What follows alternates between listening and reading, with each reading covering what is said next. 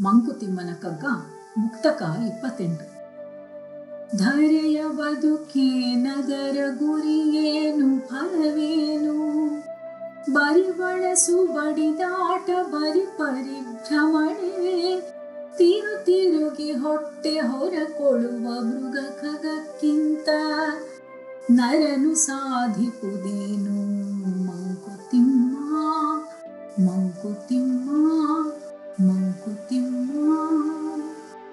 ಮನುಷ್ಯ ಈ ಭೂಮಿಯಲ್ಲಿ ಹುಟ್ಟಿ ಸಾಧಿಸುವುದಾದರೂ ಏನು? ಇವನ ಗುರಿ ಧ್ಯೇಯ ಏನು? ಇವನು ಪ್ರಾಣಿ ಪಕ್ಷಿಗಳಿಗಿಂತ ಭಿನ್ನ ಹೇಗೆ ಎನ್ನುವ ಪ್ರಶ್ನೆ ಡಿವಿಜಿಯವರನ್ನು ಕಾಡಿತು. ಮಾನವ ಜನ್ಮ ದೊಡ್ಡದು, ಅದನ್ನು ಹಾಳು ಮಾಡಬೇಡಿ ಹುಚ್ಚಪ್ಪಗಳಿರ ಎಂದು ದಾಸರು ಹಾಡಿದರು. ಮನುಜನಿಗೆ ಹೊಟ್ಟೆ ಹೊರೆಯುವುದಕ್ಕಿಂತ ಬೇರೆ ಏನಾದರೂ ಗುರಿ ಇದೆಯೇ? ಹಾಗೆ ಇದ್ದರೆ ಅದು ಏನು ಎಂಬ ಮೂಲಭೂತವಾದ ಪ್ರಶ್ನೆಗಳು. ಇವು ಪ್ರಶ್ನೆಗಳಿಗಿಂತ ಒಂದು ಆಧ್ಯಾತ್ಮಿಕ ನಿಲುವಿನಿಂದ ನೋಡುವ ಪ್ರಯತ್ನವಾಗಬೇಕು.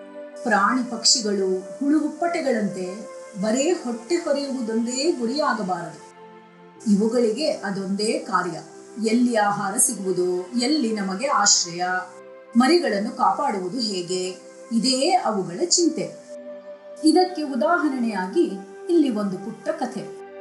ಒಮ್ಮೆ ಅರಣ್ಯದಲ್ಲಿ ಪ್ರಾಣಿಗಳ ಸಭೆ ಜರುಗಿತು. ಅಲ್ಲಿ ಪ್ರಾಣಿಗಳು ತಮ್ಮ ಜಾಣ್ಮೆಯನ್ನು ಪ್ರದರ್ಶಿಸುತ್ತಿದ್ದವು. ಇಲಿಯು ಮಾನವರು ಸಂಗ್ರಹಿಸಿದ ದವಸ ಧಾನ್ಯಗಳನ್ನು ತನ್ನ ಬಿಲದಲ್ಲಿ ಸಂಗ್ರಹಿಸಿ ಸುಖವಾಗಿರುವುದನ್ನು ಹೇಳಿತು. ಬೆಕ್ಕು ತಾನು ಹಾಲು ತುಪ್ಪವನ್ನು ಕುಡಿದು ಸುಖವಾಗಿರುವೆ ಎಂದಿತು. ಮಂಗ ಹಣ್ಣು ಹಂಪಲನ್ನು ತಿಂದು ಆನಂದಿಸುವೆ ಎಂದು ಹೇಳಿದರೆ, ಹುಲಿ ತಾನು ಘರ್ಜಿಸಿ ಮರದ ಮೇಲಿನ ಮಂಗಗಳನ್ನೇ ಕೆಡವಬಲ್ಲೆ, ಚಿಗರೆ ಆಕಳನ್ನು ಬೇಟೆಯಾಡಬಲ್ಲೆ ಎಂದಿತು.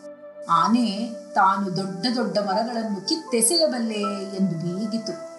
ಹೀಗೆ ಎಲ್ಲ ಪ್ರಾಣಿಗಳು ತಮ್ಮ ಶಕ್ತಿ ಸಾಮರ್ಥ್ಯಗಳ ಕುರಿತು ಕೊಚ್ಚಿಕೊಳ್ಳುತ್ತಿರುವುದನ್ನು ಕಂಡ ನರಿಯು, ನಿಮ್ಮೆಲ್ಲರಿಗಿಂತ ಬುದ್ಧಿವಂತ ಮಾನವ, ಅವನು ಎಲ್ಲರನ್ನೂ ಹಿಡಿದು ತನ್ನ ಬುದ್ಧಿವಂತಿಕೆಯಿಂದ ಆಟವಾಡಿಸುತ್ತಾನೆ.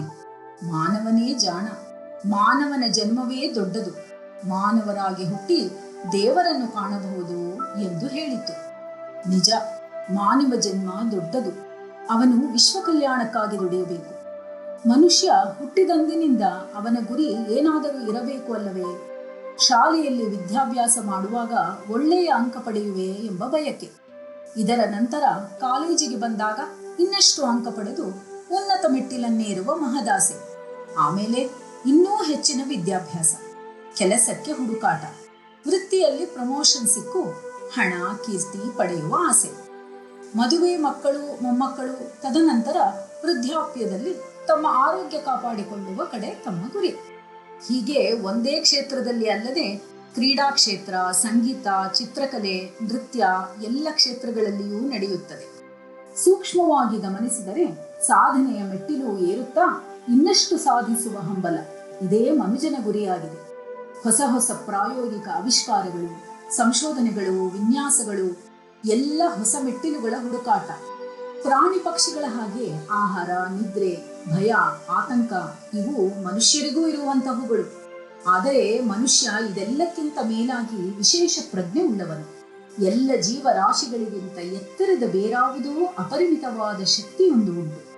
ಇದನ್ನೇ ಮಾನವ ಹುಡುಕುವ ಪ್ರಯತ್ನದಲ್ಲಿ ಈ ಪಾರ್ಥಿವ ಪ್ರಪಂಚದಿಂದ ಮೇಲಕ್ಕೆ ಏರುವತ್ತ ಹೆಜ್ಜೆ ಇಡುತ್ತಾನೆ. ಆ ಶಕ್ತಿ ಪರಮ ಚೈತನ್ಯವನ್ನು ತಿಳಿಯುವ ಪ್ರಯತ್ನ ಮಾಡಿದಾಗಲೇ ಮಾನವನು ಪ್ರಾಣಿ ಪಕ್ಷಿಗಳಿಗಿಂತ ಭಿನ್ನವಾಗುವುದು. ಸಕಲ ಜೀವರಾಶಿಗಳಲ್ಲಿ ಮಾನವನೇ ಮಿಗಿಲು. ಬಹುಜನ್ಮದ ಪುಣ್ಯದ ಫಲವಾಗಿ ಮಾನವ ಜನ್ಮ ಸಿಕ್ಕುತ್ತದೆ. ಮಾನವನಿಗಿರುವ ಜ್ಞಾನ ಸಂಪತ್ತು ಇತರ ಪ್ರಾಣಿಗಳಿಗೆ ಇರುವುದಿಲ್ಲ. ಹೀಗೆ ಸಾಧನೆಯತ್ತ ನಡೆಯುವ ಮನುಷ್ಯನ ಬಾಳು ಬರೀ ತಿರುಗಾಟ ಬಡಿದಾಟವಾಗುವುದಿಲ್ಲ.